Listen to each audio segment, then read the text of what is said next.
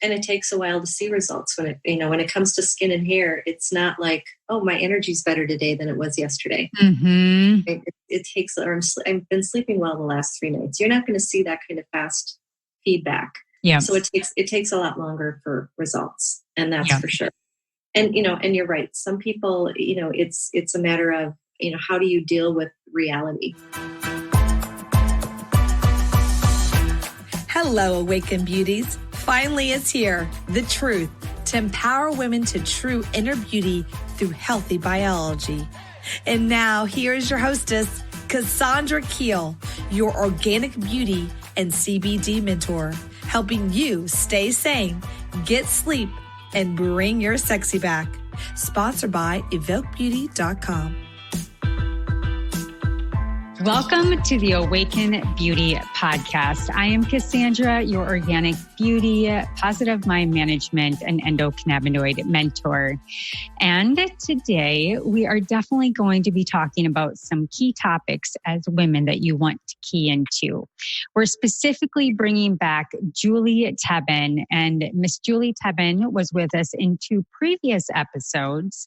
One of them in which we discussed the very premise of what functional medicine is and what to expect when going to a functional medicine practitioner, as well as the other episode after that was about our hormone hierarchy, the very cascade of hormones that we have, how to optimize them so we can feel our best.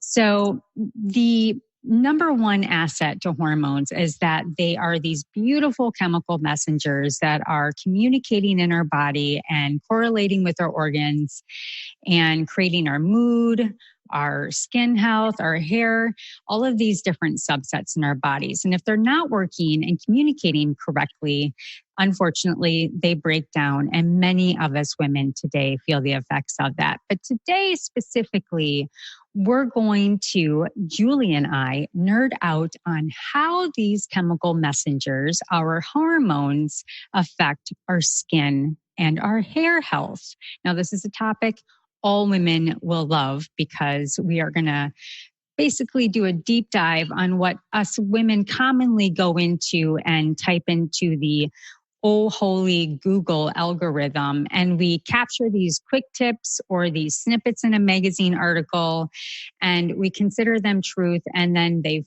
fall faulty to them working for us, and we just give up.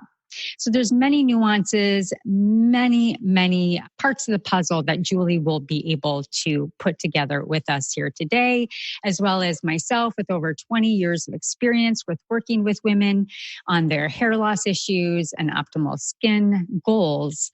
There's just so much we're going to dive into, and it's beyond just what you find on Google or like I said, in that magazine article.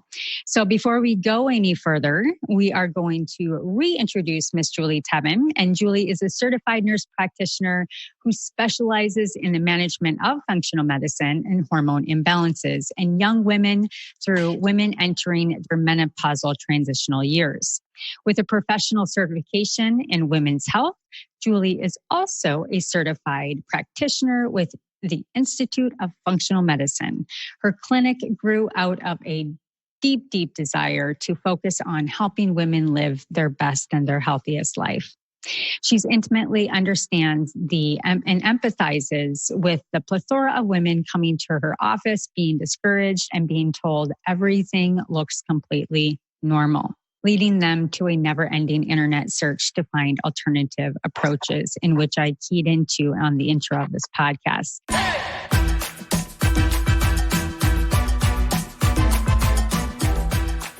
So I want to welcome back Miss Julie Tebben. Welcome back to the Awaken Beauty podcast. Hello, I'm happy to be here. Awesome.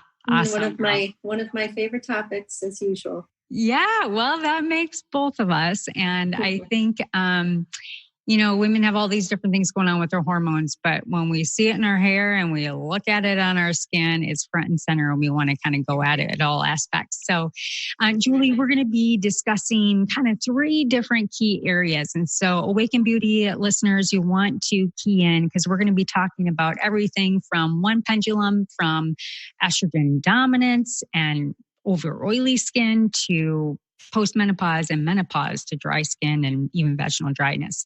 But we're also going to jump off the podcast with what we often land on as women, considering 50% of women or more have a thyroid issue and don't even know it. So Julie, why don't we just go ahead and jump into just the topic of thyroid imbalance, and let's just kind of jump right in, because this is a key thing that women always first probably bring up when they come to as a practitioner, correct?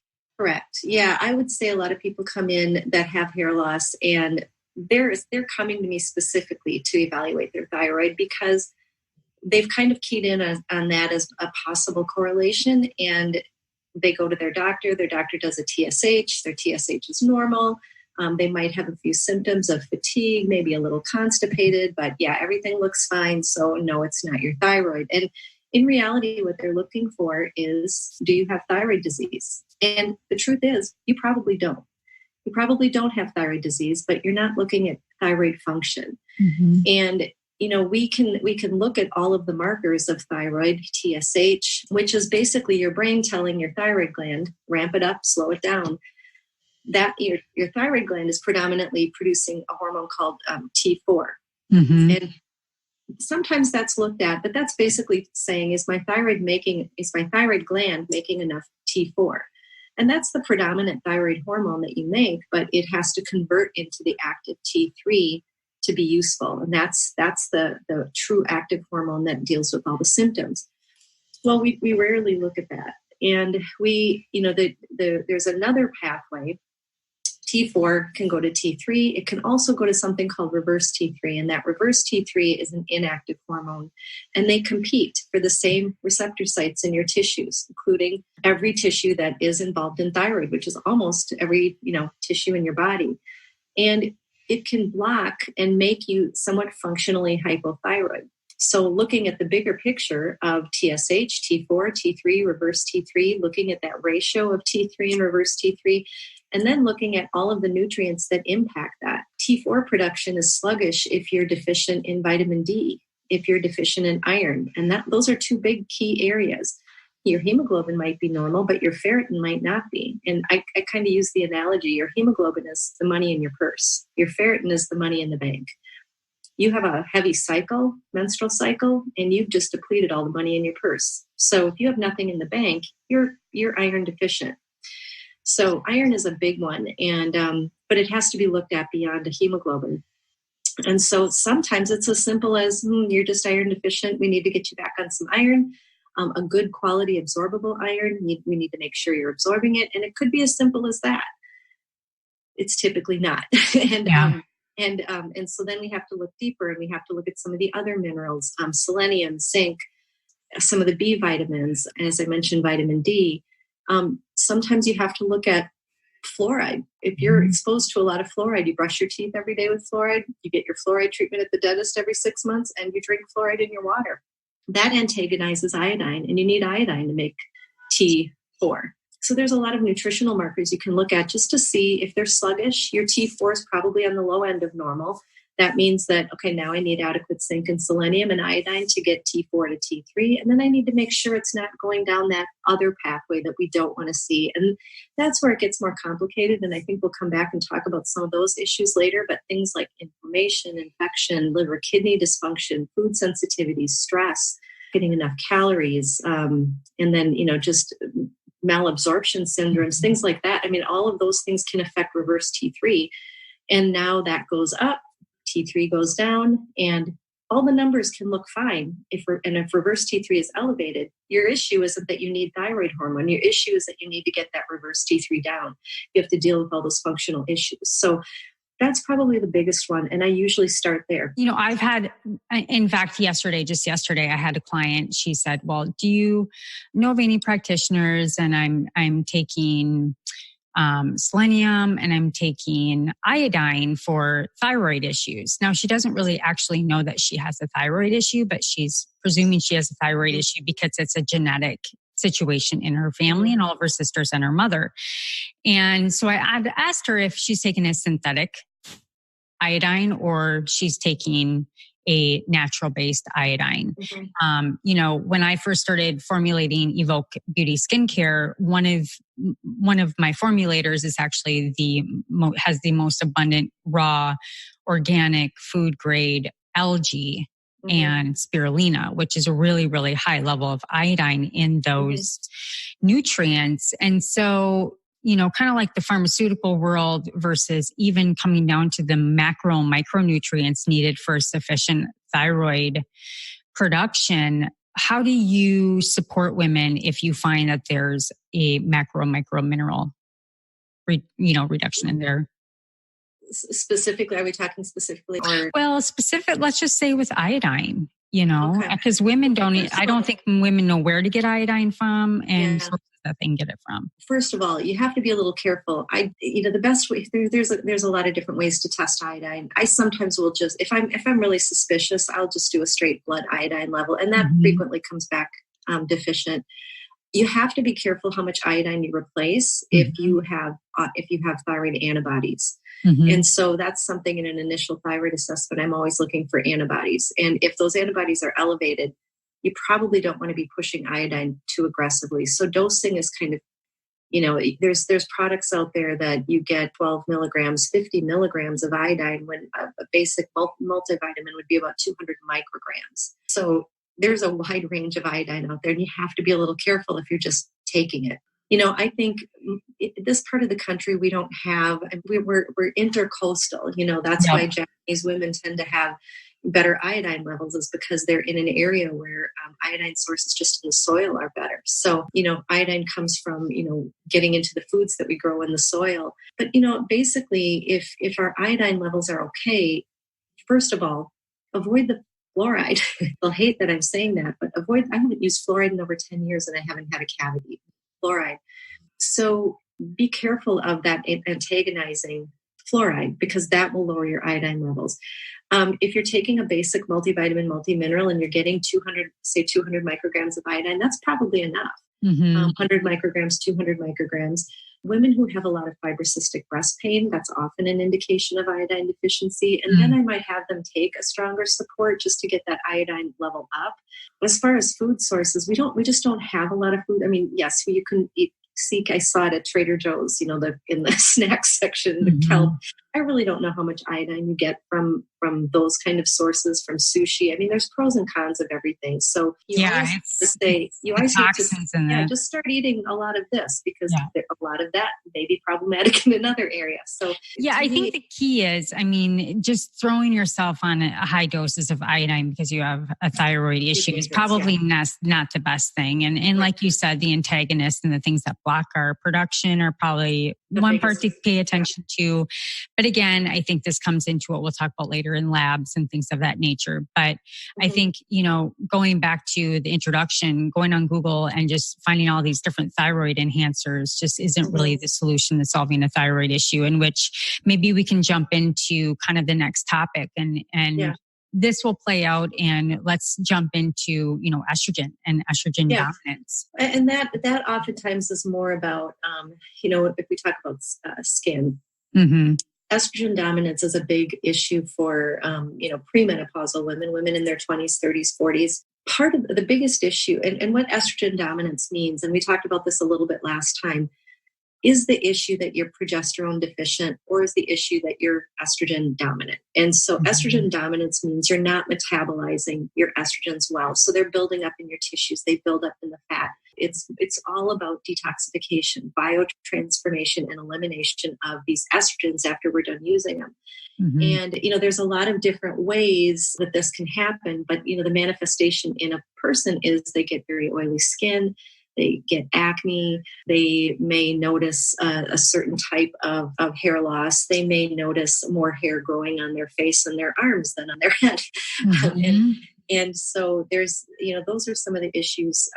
I think another piece too is the fat load, carrying the fat around the breast area, around the stomach area, around the back of the arms, those areas too. Typically, I've heard, I haven't really seen this, but I've heard that women who carry more weight around their hips and thighs tend to be more, have more issues with detox. But I've seen it, those with abdominal fat too. And the abdominal fat are going to be those that are going to be more where it's more associated with insulin, yeah, which can just be a basic insulin resistance issue, or polycystic ovarian syndrome, which is very commonly, it's a diagnosis that's been given to a lot of women, and often just they're put on medications for the symptoms. But polycystic ovarian syndrome, I've actually heard of it called an autoimmune ovarian issue. Like we have autoimmune thyroid issues, you can have an autoimmune issue with your ovaries, and it basically, you have your high insulin is increasing your androgens, mainly because you have a lot of insulin receptors in your ovaries, and then that triggers an increase in your androgen, like your testosterone production. Testosterone, not many people know this, but all androgens, testosterone included, becomes estrogen, or all of our estrogens come from androgens, I should say. And so when androgens go up, estrogens go up. When estrogens go up and androgens go up, a little hormone that's called a binding globulin, it's a binding globulin, sex hormone binding globulin. It's a regulator. And so when your hormones are going up, that starts to come down. So when you see really low sex hormone binding globulin levels, you know somebody's probably dealing with some of these insulin issues. And again, it's your body's way of kind of managing the high, the hormone imbalance. But now your free testosterone is floating around and androgen levels go up, and we basically cycle back. And so the insulin, and like I said, sometimes it's PCOS, sometimes it's just insulin resistance. If people are just, it's a diet related issue. You're sedentary, you have high stress levels. I mean, there's a lot of things that can, there's family history. But there's so many other correlations with people that have this type of high androgen issue. It can affect your fertility. And if you think about it, you have all these issues with how you're metabolizing your estrogens. Now you have infertility issues. So what's the treatment? We're going to put you on a bunch of hormones to try to help you get pregnant. That's something you're going to have to deal with now down the road.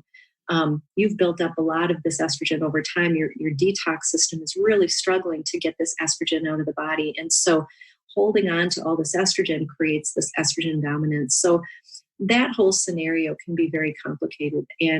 But it tends to be something that you would start to manage just by really cleaning up the toxins in the environment, those xenoestrogens, as we call them, the plastics, the bisphenol A, the certain chemicals and herbicides and organocides that we spray on foods, certain chemicals we spray on golf courses, and the list goes on. In fact, the Environmental Working Group website has a whole list of, it's the Dirty Dozen endocrine disruptors. And those are all just chemical estrogens. And so trying to lower that whole estrogen load, kind of the beginning, look at your environment, look at what you're eating. Yeah, going back to the previous episode, Julie, I was I really loved the story that you shared about the young woman that was off to college and she was in her 20-something and her estrogen load was just so high. And, to kind of find out just all the and skincare that she was putting on. I'm sure she had a ton of perfume, probably not eating the best diet, and had all of these xenoestrogens flooding her system. And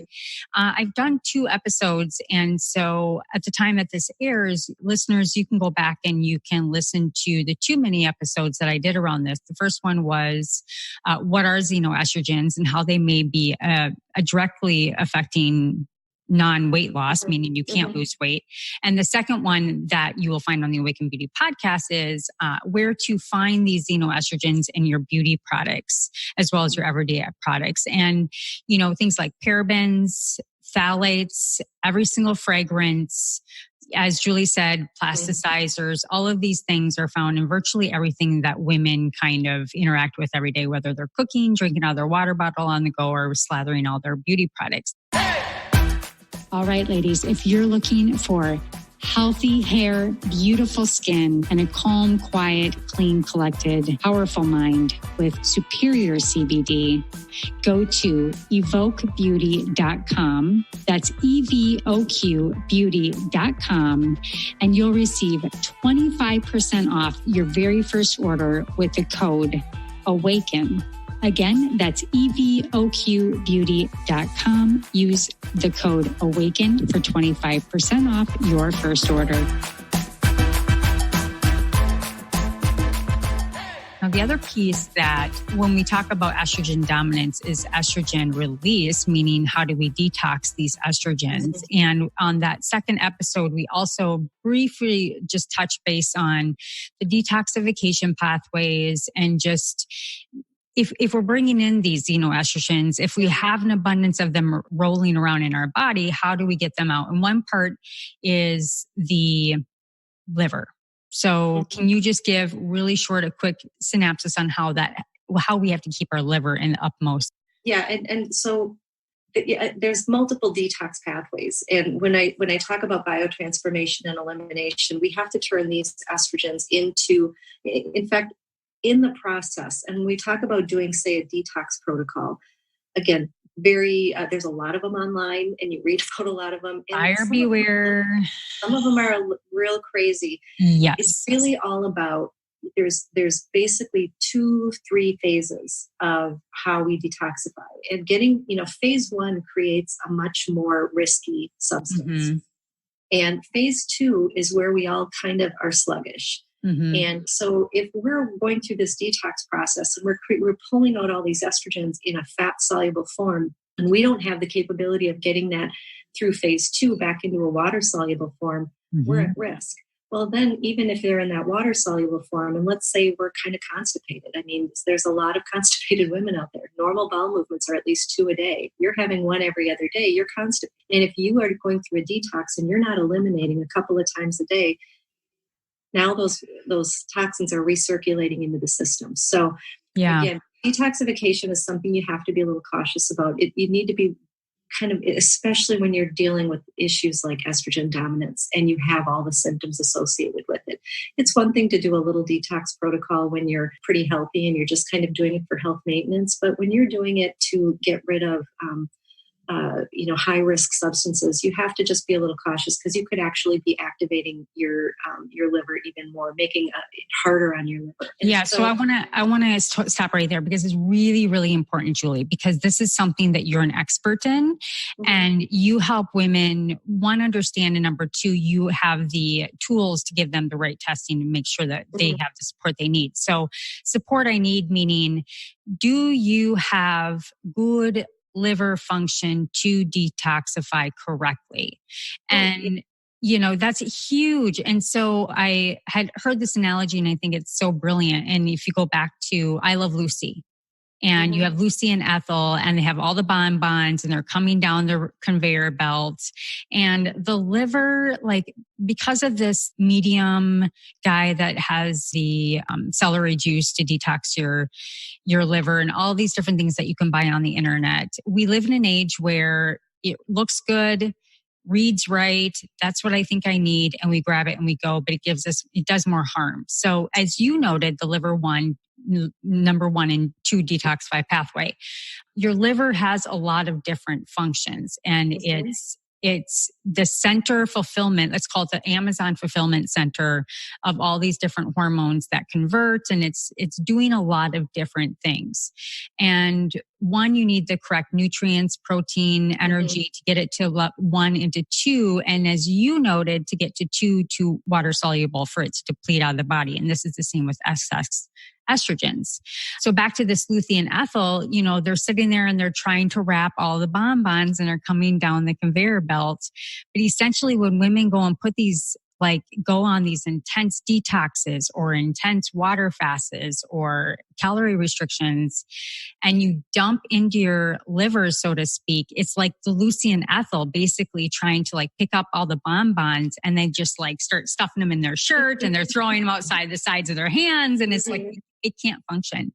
Yeah. And you then remetabolize all these toxins or estrogens. And so I just wanted to slow down there for a second because women really have to capture the level of detail the liver does, estrogen does, and you can't just go and throw yourself on a detox.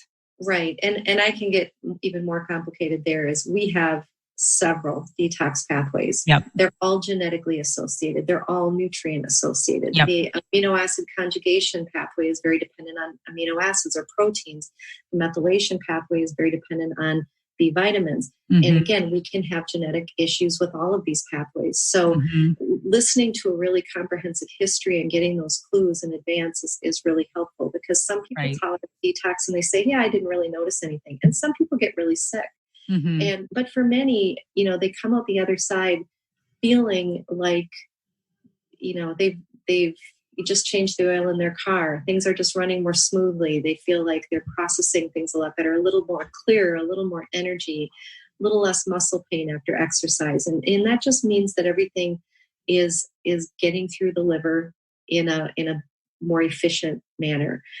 And so, estrogen, we talked a little bit about external toxins, but, estrogens are kind of the internal toxins. If they're not managed well, your liver has to work on those just as much as it has to work on the external toxins. So that's why reducing the external load reduces the load on your liver, because you still have to deal with those internal toxins. And so that's, detoxification is one of the big ways that we think of getting rid of kind of that high toxic burden. But, back to the whole androgen issue. And I mentioned, some women have the high androgens, and there's that association. It's not just the estrogen detoxification issue. And in those people, eating more of a plant-based diet, a little, more whole foods, actually getting soy in the diet can be really helpful. And when I say that, I don't mean go out and buy a bunch of soy milk off the shelf. I mean, organic edamame, organic soy nuts. And I don't mean having a huge handful every day. I just mean, how many of us are really actively eating soy? We all think it's bad for our thyroid. We all think it's, it's dangerous. It's a phytoestrogen, but actually soy is good for in this kind of trying to, block that androgen from turning into an estrogen. White button mushrooms are one thing that are a good thing to kind of help with that pathway. Green tea, we drink a lot of coffee, but we don't drink a lot of green tea. There's a lot of good green teas out there. There's a lot of things that you can do to just kind of help keep those androgens from turning into estrogens. But again, beyond that, we start to get into the insulin resistance issues, and then it gets a lot more complicated. But these are people that are going to have more of those androgenic and estrogenic side effects. And, and that's going to affect skin health and hair health. So that's a pretty big topic, and it goes in many different directions. Yeah. The estrogen dominance is so many causes. And, where I see it is, especially young girls hitting puberty, even, and things of that nature. You've got oil production out of control. I see it in a lot of women in their scalp. I can usually tell by facial hair because we do a lot of waxing. But, it can be pretty, once you see enough of the patterns of estrogen dominance, it can be pretty easy to pick up symptomatically. So as much as we want to get into all of these different high level testing and figuring out the nuances, which we'll talk about later, you can usually figure out if you're estrogen dominant on a lot of symptomatic. And so changing from kind of the oily side, let's kind of switch over to the dry side. So, we're kind of hitting into kind of this balance. We're having children. We're kind of in this kind of hopefully sweet spot with our hormones. We have a good sex life. We're having children. Hopefully our fertility is good. And we start to reach into menopause. And so let's talk about boomers, the abundance of them, and kind of some of what you see a lot of come into the clinic, and talking about, lack of. And there's that whole transitional phase, and a lot can happen. That's where, it's really tailoring recommendations between symptoms and what are our goals, and what are the things we need to focus on. But when you hit menopause, some women, it's just fine. Some women really don't have a lot of menopause symptoms, but they'll come in and they'll say, my skin is just not as, it just feels more wrinkly. It's more dry. Everything is dry. Vaginal tissues are dry. It hurts to have sex. It's kind of, they get more eye dryness, more oral dryness. I actually heard someone, and I can't remember who it was, talk about just hydration in general. We need to hydrate a lot more, especially if you're having hot flashes too. And, we think about drinking half of our body weight in ounces, but it's probably significantly more than that for women. So making sure that you're really, really staying well hydrated, and then making sure that you're getting a good, healthy quality fats in your diet, because your skin is highly made up of fats, and there are several ways to improve just skin health in general. Collagen is important for that skin matrix. And the other one is that I was going to mention was, collagen, fatty acids, and antioxidants. Yes, there's absolutely. a lot of oxidative stress in the skin. And so making sure you're getting some healthy antioxidants in your diet. Yeah, going into that a little bit deeper. So I think that those are three really fundamental nutrients that you're mentioning, Julie, because going back to detoxification, protein, a lot of women, I don't believe, get a lot of protein and accurate forms of protein. Whether you're a vegetarian or you do eat meat, I believe women that are getting older, we need to kind of view our diet a little bit differently, because as everything slows down, we need like the most abundant, quick, and readily available nutrients so the body can build back up. So good sources of protein, fatty acids. We talked about a couple times ago that, being somebody that formulates CBD, the endocannabinoid system is even larger than the endocrine system. And the number one thing that the endocannabinoid system needs is fatty acids. These endocannabinoids are what is lined in our uterus with CB2 receptors. So fatty acids, not only for skin, but optimal production of other hormones, cholesterol, that as well. And then antioxidants, absolutely, to kind of keep all of these oxidized reduction in our body, kind of squandering out the dead ones so that we can continue to renew and keep everything vital, and taking out those antioxidants and free radicals, dis-ease, inflammation, and ridding them from the body and letting them go down to that lovely detox 2 pathway in the liver. So with menopause, from these, if you don't have sufficient, we've talked about skin loss, thinning skin. Women often like to go and put a bunch of fillers in the face. But what I find is we often disregard is that because the skin is slowing down and sagging and we're losing that muscle tone, the more you fill, the more when it comes back down, the more it's going to sag. Right. And you're kind of creating this push-pull effect. Whereas if we really, really think about, and this is how we formulate EvoQ Beauty, is you have to think about the fundamental building blocks of the skin. And that first is internal and then topical. So drink enough water, but then taking hyaluronic acid and oils on the skin. I mean, we can kind of do this inside out, and we really have to couple it and be smart on what we're purchasing and getting the most bioavailable things possible, because your body slows down. All right, ladies, if you're looking for healthy hair, beautiful skin, and a calm, quiet, clean, collected, powerful mind with superior CBD, go to EvoQBeauty.com. That's EvoQBeauty.com. And you'll receive 25% off your very first order with the code AWAKEN. Again, that's EvoQBeauty.com. Use the code AWAKEN for 25% off your first order. And one thing, actually, I just happen to think of this right now, and you probably know more about this, but, and I've been drumming this into my daughter, is the sunscreen. Start it. Yes.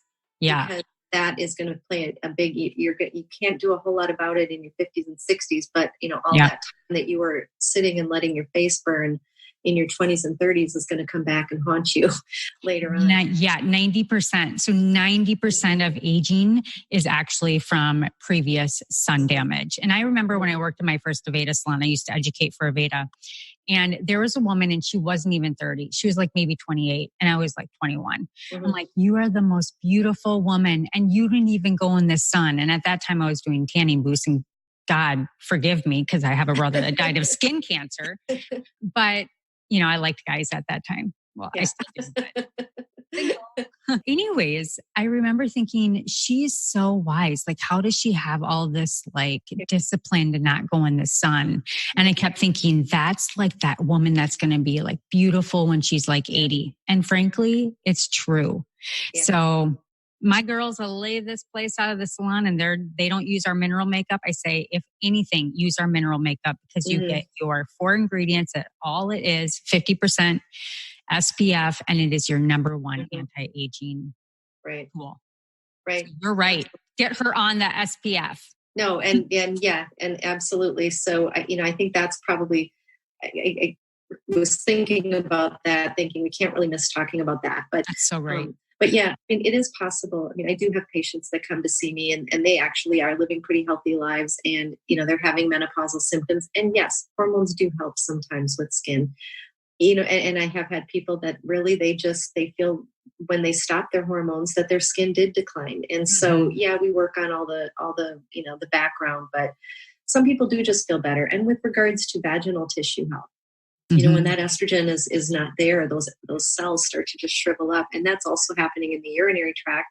And so we start seeing more urinary tract infections. We start seeing more pain after intercourse or pain with intercourse. And, using things like whether it's DHEA or estriol, which are estriol, I probably use 90% of the time, DHEA, maybe 10% of the time.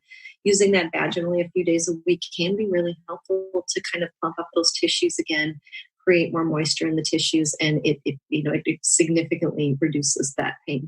Okay, so question there. So, work with Premier Research Labs. They have progesterone cream and some of those kind of products, and a lot of women can go out and buy the yam and all of those kind of things. Is it safe to go and buy organic USDA certified cream for vaginal health? Well, there's a lot of products out there, including like CBD products, but what's safe and what's not safe? I'm not actually, I don't know of any, I know that there's a few, I don't think you can just buy them directly online though. Okay. I wouldn't use progesterone vaginally for this purpose. Estriol is not an FDA approved drug. It's widely used in Europe. We can use it through compounding pharmacies. So no, you can't buy that over the counter. DHEA, I have had people that have used even DHEA tablets vaginally. And for some that has worked. And, there's really no downside to that. I haven't seen it work in tough cases. I think using the creams that you can put in and that are more liposomal based that absorb right into those tissues is a little better. But I have seen people use capsule forms or tablet forms of DHEA and just use them intravaginally. But I can't say that the results are as good as using estriol or liposomal-based products. And yeah, you couldn't get estriol over the counter. I know that I was just at a conference and Dr. Cabecca has a website, and I know she has her magic potion for the vaginal. In fact, I brought home a sample of it, but I've got plenty here too. Actually, I hand them out to clients. It's like vaginal magic something. I don't know if I haven't looked to see if you can buy that directly online. Yeah, you can. Can you? Okay. Yeah. And I know that there's a few other places that you can buy. They're usually not hormone based. Usually not. So I mean, now DHEA. Let's talk about that for a second, because DHEA is the precursor, correct? DHEA is it can become testosterone. Yeah. Right. Okay. So using it locally like that. I mean, to me, I don't see systemic levels. I mean, even the studies on vaginal estradiol, you really don't see a lot of systemic unless you're using it a lot. I mean, you can. I have had people when they have really severe symptoms. I'll usually with estriol do a loading dose where they use it every day for 7 to 10 days, and then it's like 1 to 3 times a week or as needed after that. And sometimes they'll have some breast pain, if they, maybe by like day 6, 7, and I'll just say, just drop back to your maintenance. So it can affect your tissues systemically.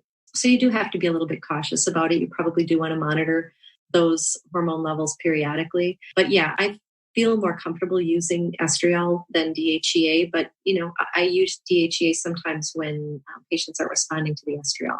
So the vaginal cream that Dr. Cabana has is, she has DHEA, coconut oil, vitamin E, shea butter, and emu oil with a little bit of rose stem cells. So really the active in her product is DHEA, which you can buy over the counter. Yeah.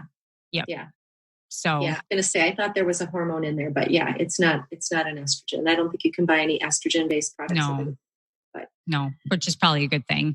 Yeah. So moving on then, so we've kind of talked about, excess and excess oil production. We've kind of gone to the side of dryness and menopause and postmenopause. Now let's kind of jump into the biome, the gut biome, gut health, and how like literally the biome, these little great abundant features in our gut really actually help produce hormones and regulate hormones. And so let's talk about that link.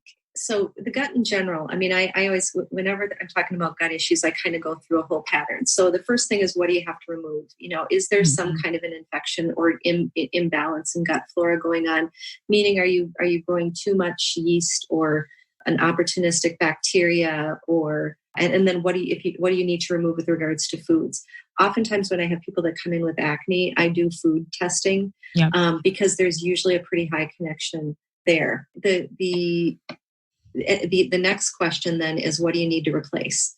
Mm-hmm. And the replace is, are you absorbing your minerals? If you have low stomach acid, we talked about the importance of these minerals with thyroid. There's importance of minerals in detoxification of estrogen as well. But if you have, and B12, and so if you don't have adequate stomach acid, you're not absorbing those minerals and B vitamins very efficiently, including iron is a big one. And you sometimes see women who are really difficult to correct an iron deficiency. Oftentimes they have low stomach acid, and you need to be working on that. The other pancreatic enzymes and bile acids. So, do you need to replace any of these to help with absorption of nutrients?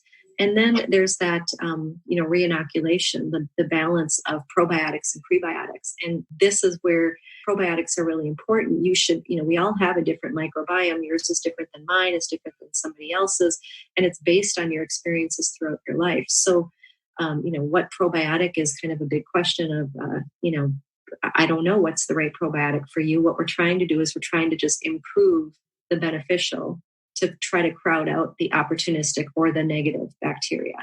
And then prebiotics, things like fiber, inulin, these are things that are, I think of it as fertilizer, right? Mm-hmm. So you're just kind of throwing fertilizer on this, trying to help improve the environment so healthy bacteria can grow.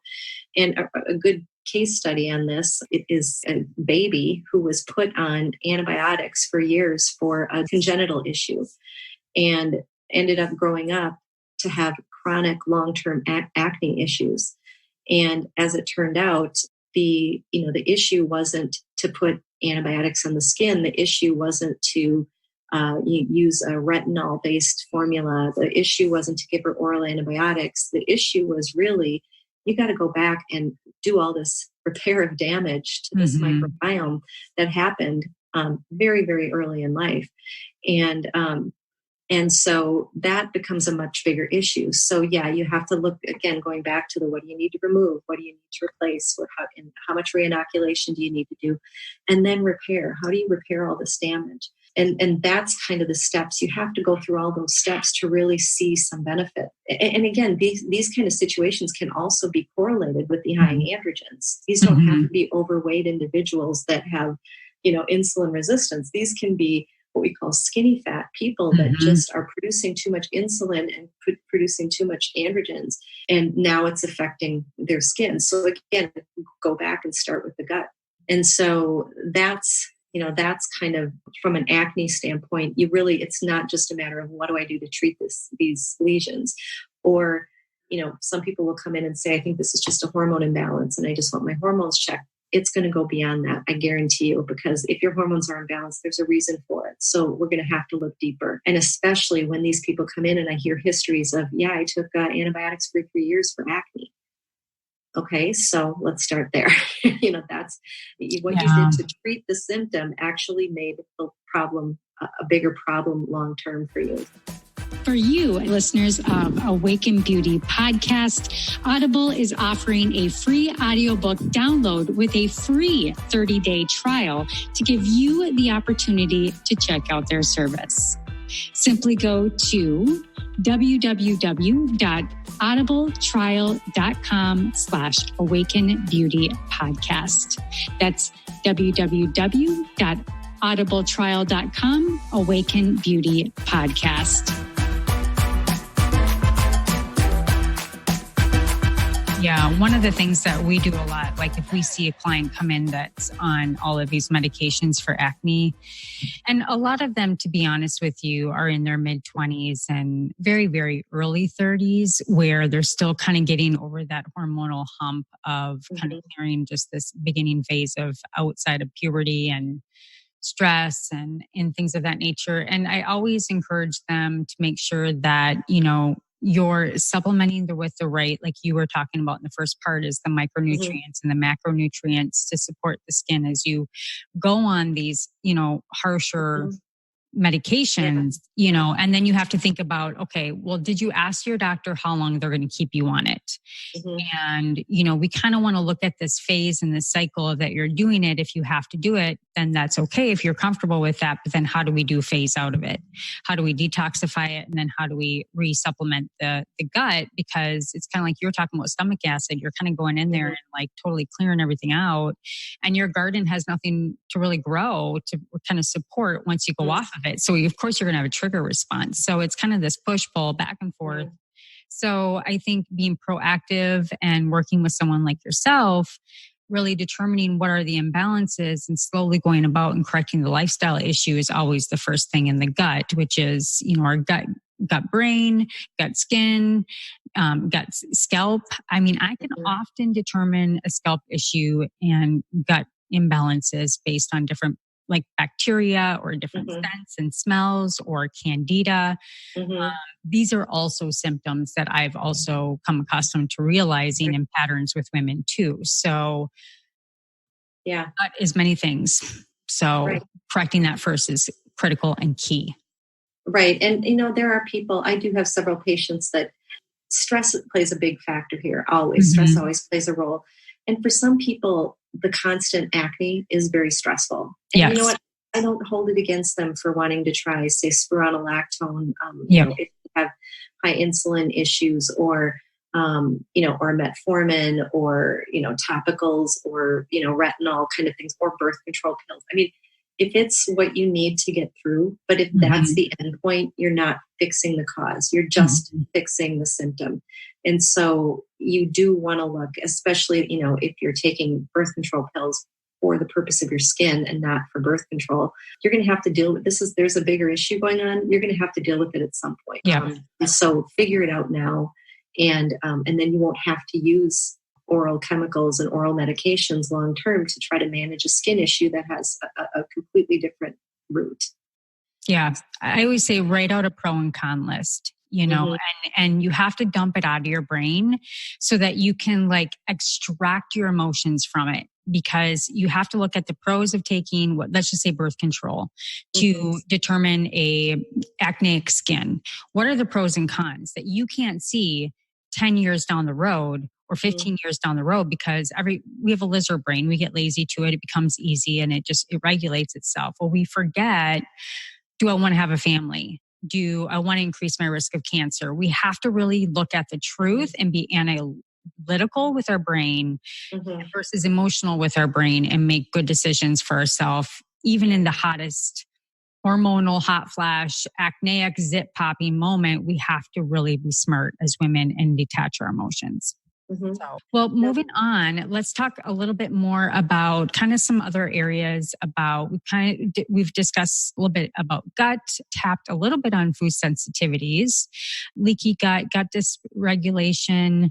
We talked about low HCl, gastric juices, candida, some other uncommon connections that, we kind of connect to. And we had talked earlier this week about a woman that came into your office in this very, very intricate situation that she was in. Maybe you could say a little bit about her labs and so we can kind of open up like the depth of how nuanced this can be, even though you feel okay, but you're just bloated all the time. Let's dig into that story. Yeah. So, I always say to people when they come in for hair loss, it's probably it can be very simple, but that's really rare.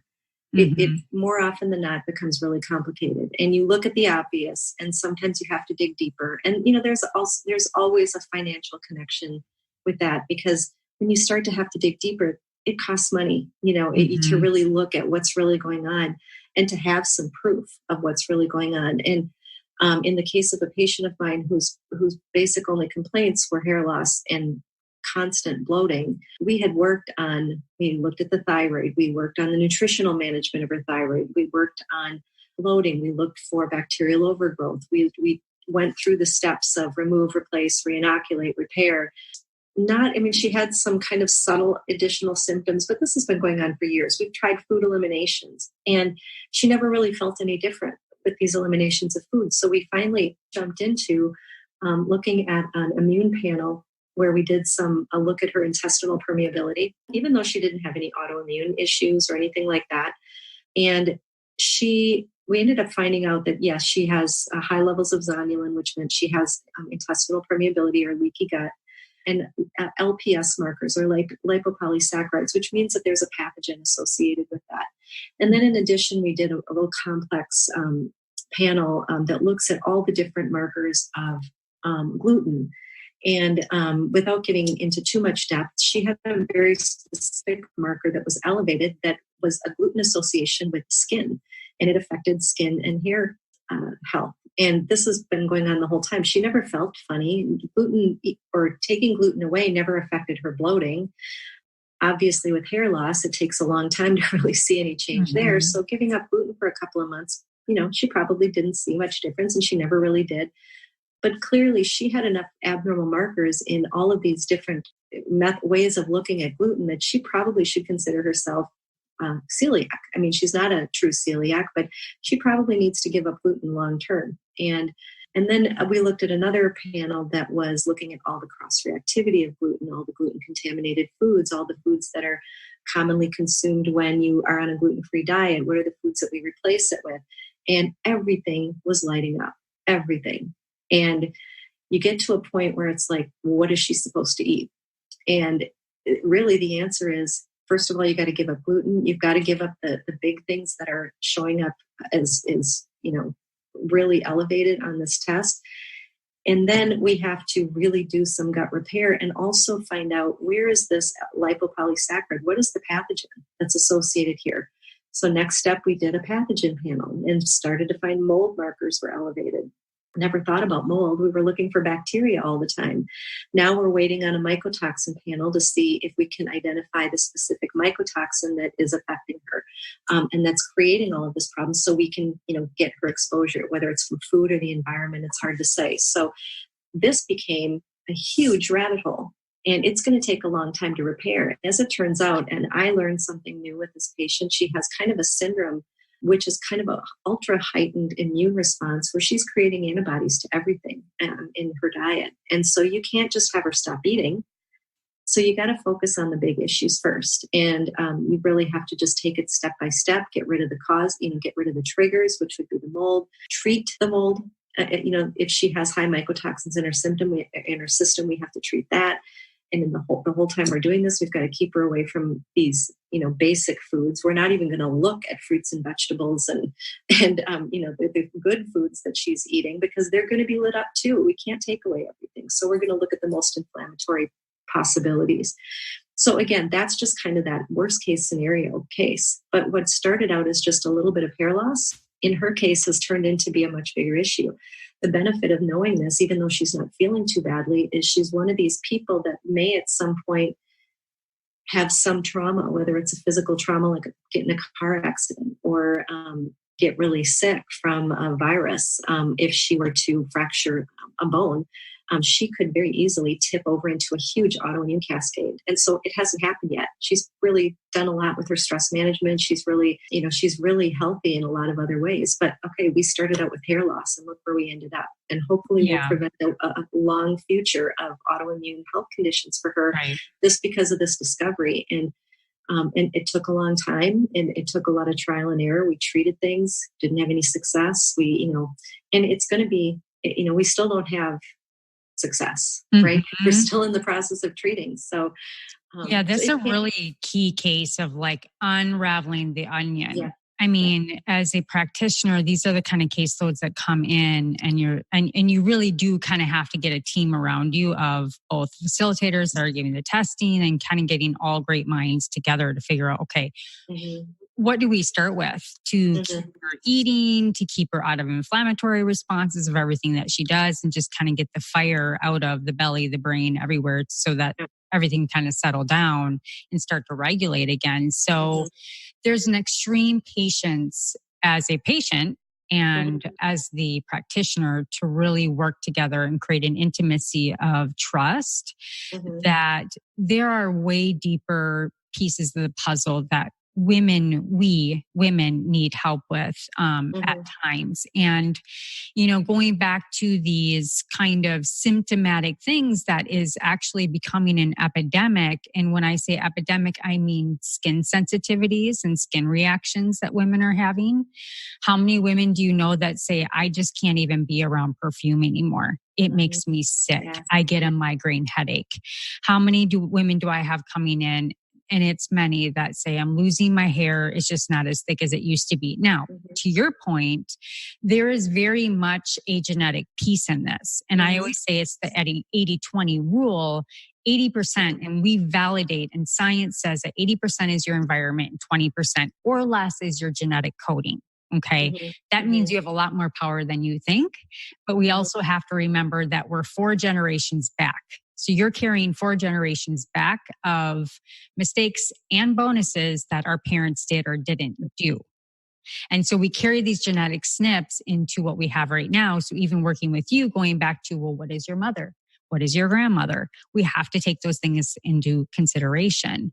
So, with hair loss, with skin, these are all symptoms that something's not working in the body. And we can get really busy in the brain and really emotional, kind of like I was talking about. But again, as women, we need to step back, collect the information that we can, because we have all these really smart ways of doing so, and being patient with practitioners like you and kind of going through it one by one and just being really analytical with our health and being smarter. Work smarter, not harder, Yeah. All right, ladies, if you're looking for natural, organic, solution-based beauty and superior CBD, go to EvoQBeauty.com. That's EvoQBeauty.com and receive 25% off your very first order with the code AWAKEN. Again, that's EvoQBeauty.com. Type in the code AWAKEN for 25% off your first order. And it takes a while to see results when it comes to skin and hair. It's not like, oh, my energy's better today than it was yesterday. It takes, I've been sleeping well the last 3 nights. You're not going to see that kind of fast feedback. Yeah. So it takes a lot longer for results, and that's for sure. And, and you're right. Some people, it's a matter of, how do you deal with reality? I'm a great example of that. I have very thin, fine hair. My family, my mother, my sisters, we all have thin, fine hair. The one in my family who's the worst is the one who back in her high school days was putting bleach on her hair so she could be blonde. She has very little hair left. And so really all you can do is try to, improve the health of what you have, but I'm never going to have the hair that I see in other people, I think that's a really good topic. I've done your hair, and I miss doing your hair. But I knew, when you had first sat in my chair, I always think first and foremost, if a client has thinning hair, I'm like, okay, stressors, medications, antidepressants, birth control, what are those kind of things? I have a light discussion with them the first and second appointment. And I knew with your hair that you very much were a genetic type hair loss. It was diffused kind of evenly around. It has been like this consistently. And I have a few clients like that we do hair extensions in, and I'd like to sell them everything in my kit and caboodle, which we'll talk about in a minute. But I know realistically it's a genetic thing for them. So it's something that they have to come to terms and come to peace with. Right. So there's a lot of different medications that women can take when we're talking about hair loss. One, I want to just kind of brief on minoxidil, and the other one, finasteride. And so a lot of women will shop on the internet. You can get it over the counter at 3%. The 5% you have to get prescribed. But I just kind of want to go over these so women are really aware of the plus and minus of these when they are freaking out about hair loss. And minoxidil is actually a blood pressure reducer. So they lower blood pressure.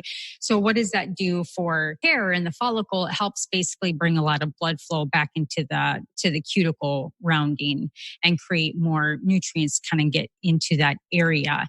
We don't know exactly why it works other than what it does for that mechanism, but there are also, unfortunately, a slew of side effects that can come with it. And then if you're taking an abundance of it, 5%, you're taking a lot of it, you'll actually have internal issues, and women will have anything from headaches to blurred vision to feeling really nauseous. So that's minoxidil. The other one is finasteride. And so this is actually reduces androgens in the body. So you're reducing androgens and by inhibiting the enzyme that converts it, but then you're still kind of dancing with fire on the downstream symptoms of high testosterone and DHT. So there's pluses and minuses to taking these. Short term is the plus is that you'll have a little bit of hair growth or say what you have. The minus is when you stop using it, you will have possible side effects and symptoms, and the hair will continue to the loss that it had prior to taking. Not long term. Yeah. If that's your plan, that's a long-term commitment, and long-term medications come with long-term side effects. And so you have to go into any medication knowing that there is no magic pill. I have a magic pill. CBD. Well, CBD helps. And you know what? That's a great topic you bring up, Julie, because I do want to talk about a really realistic option. And women get really confused from Aveda and Vadi to all these different hair supplements and really weird websites on the internet with like big male heads with like hair missing, and they're like, Our Root Revival hair growth system by far is the most multi-therapeutic system that I have seen on the market. Our topical active is Redenso, which is used at 3%. It's the only regenerative medicine product on the market that is proven to work, and it's 2 times more powerful than minoxidil and virtually no side effects at all. It's got 4 ingredients in it, and then we bring about it a lot of protein, amino acids, lysine, zinc, macro, micronutrients.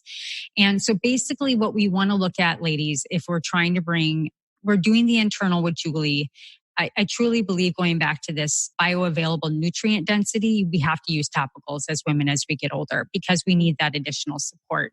So topically, what the activator does with the shampoo and conditioner is it goes in and it helps the apoptosis and the cellular division with stem cell in the scalp. And so we need that divide in the scalp to grow new hair. So it's going to lengthen the growth phase and shorten the fallout phase in those 3 different, phases of hair growth. And what women don't understand is that you can have hair growth phase of the hair actually between anywhere, and this goes back to genetics, from 2 years to 7 years. So this is the answer why some women I can only grow my hair like to my shoulders and it stops growing. That's a genetic situation where some women can have hair down to their butt and they have a 7-year growth phase. So how do we create an ecosystem on the scalp in the most healthy way possible that we can use longevity wise with no side effects and actually works? Our Root Revival Growth Hair Loss System is by far, I have seen it work for 7 years behind my chair, and there are answers. But something as simple as just pea protein or putting a bunch of salicylic acid on the scalp so that you can scrub off any kind of excess sebum or product on the scalp is just agitating, and it's certainly not dealing with an inflammatory issue on the scalp, which is also related to hair loss. So there are strategic products out there. If you have any questions, just let me know. But I wanted to at least go through, and I'm sure you see a lot of this with the minoxidil, the finasteride. I mean, these are pharmaceuticals that have been making money for years, but let me tell you, there's alternatives. Right. No, and when it comes down to, you're the expert on the products, and that's usually what I do. In the meantime, you got to clean up what you're using and look for better options. And that's when I would send somebody to you to talk about what the options are for products, because that can be very overwhelming for people to stand and look at a shelf full of things and say, I don't really know what's best for me. Yeah. And a lot of the products out there for thin hair are they're not that great. As you said, it's not the right approach. So, all right, ladies, if you're looking for healthy hair, beautiful skin, and a calm, quiet, clean, collected, powerful mind with superior CBD, go to EvoQBeauty.com. That's EvoQBeauty.com. And you'll receive 25% off your very first order with the code AWAKEN. Again, that's EvoQBeauty.com. Use the code AWAKEN for 25% off your first order. As far as hair loss or skin or, topics that clients come in, Julie, is there anything else that you want to share as far as hormonal related and just kind of some really practical things that, we kind of understand the intricacies we've reviewed over excess estrogen can be hair loss and oily skin. Too little estrogen and malproduction of hormones can relate in dryness and hair loss as well. There's these two different paradigms that we can both be on. And finding that sweet spot, we're always trying to presume balance in our life. Is there anything else that you can kind of bring to the table that is in your heart as far as relating to these topics for women? No, I would say that the biggest thing, like I said, a lot of times the hair loss issue is the one thing that when a person comes in and their primary concern is hair loss, come in knowing that chances are pretty good that it's not going to be a simple solution. You have to really look deeper at what's going on systemically. Stress. And, we talked about this briefly. I actually had a patient who had gone through chemotherapy, lost all of her hair. And this was many, many years ago. She lost all of her hair. It grew back. And then she had another scare. And she didn't have a recurrence of her cancer. But shortly after that recurrence, her hair followed again. And that was just it's a condition called telogen effluvium, and it's related to just a stressful event. And sometimes when people are not managing their cortisol well, or there's a lot of stress in their lives, hair loss is going to be a part of that. And so, I think the biggest takeaway here is it's not a simple fix.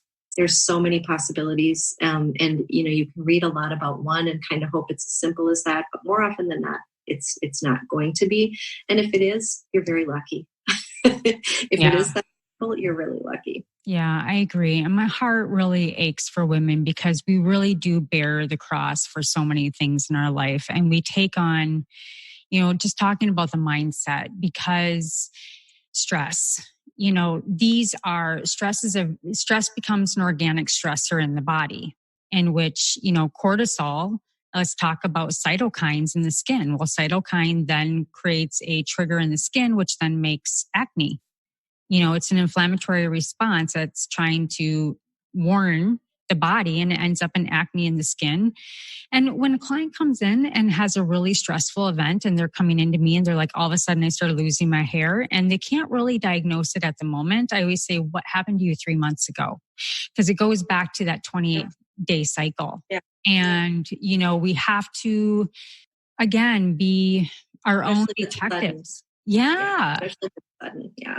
Yeah. So, closing up the gut, healing meditation, getting enough sleep at night, drinking enough water, finding practitioners such as Miss Beautiful Julie Teppan. We need support systems, and treating ourselves with love and how we talk to ourselves, I think, is probably the best way we can do that. Because if we're beating ourselves up all the time, how are we going to make that gap from, well, you're not worth it, to going and spending money on an incredible practitioner like you that's going to cut their time in half and their headache in half, to getting the resolve and the results they want in their life so they can bless themselves and others.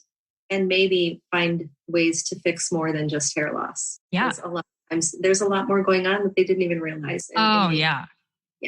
Has nothing to do with hair loss. That's just a symptom leading you to. No, that's great. Well, Julie, I always end the podcast with, is there anything that you have personally, even since the last time we talked, that has awakened you in the last month in your life that you would want to share with our guest today?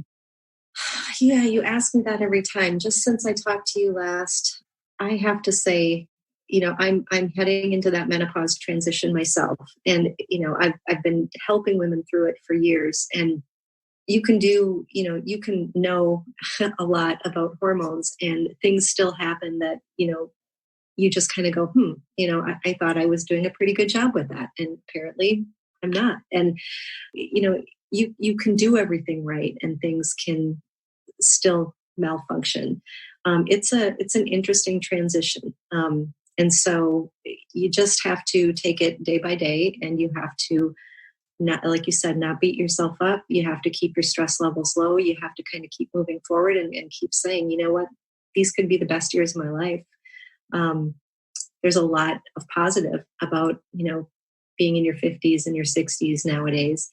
It's very freeing in a lot of ways. And, I waited until this stage to start my own business and start my own practice. And, it's actually, I feel like stress levels have reduced and not increased, even though this is a new business. And so I think that, I guess the takeaway is, as much as I know about hormones, no one's perfect. And there's nothing wrong with having to ask for help when you go through this transition, even if you think you're doing everything right. Yeah. Yeah. Well, you do everything right. And like you said, you still have to bear it and run through it and be in the best mindset possible. And you are an incredible woman and you're an incredible practitioner. And I'm so proud of you for starting this business at the righteous young age you are.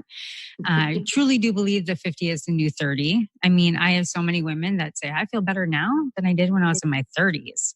So many women say that. So we're on the uphill, ladies. And I recently got certified in hypnosis. And my main goal of that is to do also what you do, Julie, is to really help awaken women to coming out of this trance that we've been in for so long, that we're victims, that we can't take hold of our lives and figure out what's going on and have hope that we can resolve these issues. So, because we certainly can. I mean, we're in the most abundant age that we've ever lived of technology and nutrients and superfoods that are available to us. So it's all positive. It's all good. So I really want to thank you again for being on the Awaken Beauty podcast. Where can we find you? Best place to find me is at my website, Julie Tebben, JulieTebben, CNP for certifiednursepractitioner.com. Awesome. Thank you. And my website is finally completed. Lots of information there about what I do and how. So awesome. Well, everybody, make sure that you go over and give Miss Julie a visit, and I will have all the show notes here for you today. Ladies, Awaken Beauty listeners, I know that you and I know that women long for less noise, and you want more effective conversations like the one that we had here today on the Awaken Beauty podcast. And I think I can join you and Julie can join you in just saying there's just too much of everything. So I encourage you to slow down, be an analytical thinker of your own thoughts, how you nourish and build your garden, both inside your gut and inside your mind. A lack of good products is really not the issue that we deal with women. It's a matter of the right products that work for you and finding the right practitioners that work for you, like Miss Julie. So, it starts with consistency and it starts at getting at the root. And so if you're looking for organic and natural products or the root revival system that I had mentioned, make sure you go over to EvoQBeauty.com. That's EvoQBeauty.com. I want to thank you for listening to the Awaken Beauty podcast today. Make sure you go to iTunes, 5-star, leave a review of your key insight that you took from Julie today. And until next time, stay sane, get sleep, and bring your sexy back.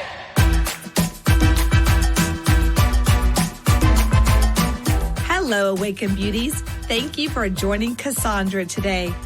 Were you inspired to bring your sexy back? Please like and subscribe wherever you listen to podcasts. Interested in high-quality natural products for your hair, skin, and wellness? Please visit EvoQBeauty.com. Again, that's EvoQBeauty.com. EvoQBeauty.com. Until next time, stay sane, get sleep, and bring your sexy back.